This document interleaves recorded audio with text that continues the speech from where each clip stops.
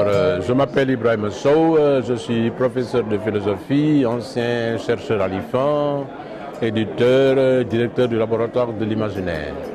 Le temps de la paresse que j'ai écrit, c'est un livre en fait qui date des années, disons 77, quasiment, que je viens de publier, mais bon, je n'avais pas eu le temps de le faire. C'est mon deuxième roman en fait, qui s'occupe d'un cercle d'amis, de la SICAP Liberté 3.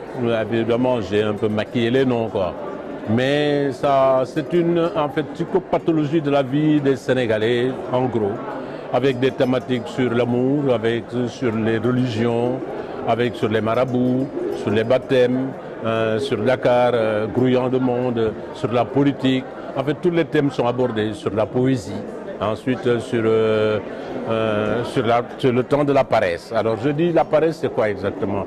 La paresse, c'est un moment de perdition où il n'y a pas de créativité.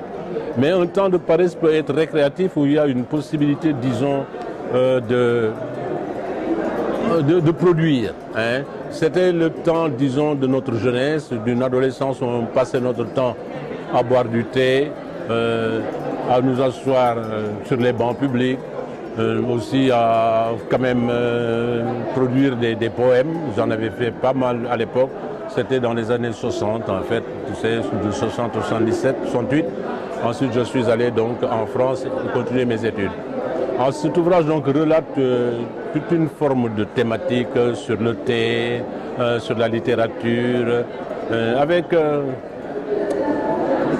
le thé est central là-dedans. Si bien que même je propose la fondation d'une fondation qui s'appelle Fondation Ataya, qui est dédiée justement aux gens qui ne travaillent pas. À tous ceux qui ne travaillent pas, ils seraient donc des rimeurs dans les boîtes publiques et puis on prendrait toutes les personnes qui seraient pris en flagrant délit dans les institutions publiques en train de dormir, de payer des amendes. N'est-ce pas? Mais c'est une dérision, quoi. C'est pour rigoler un peu.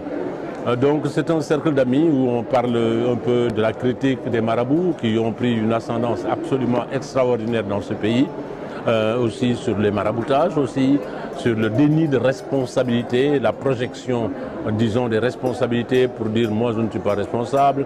Quand on a une bonne naissance, on est sauvé déjà par on a un bon destin. Donc c'est dans la destinée, la liberté, le temps de la paresse, c'est aussi tout ce qui gravite autour des festivités, autour du manque de travail des Sénégalais et aussi un peu de l'insouciance, disons, des administrateurs, par exemple, qui ne sont pas dans leur bureau et puis qui ne font pas leur boulot, leur travail.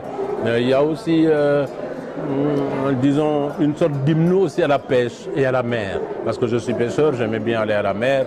Il y a un hymne à la rêverie, un hymne, disons, à la poésie, à l'ouverture.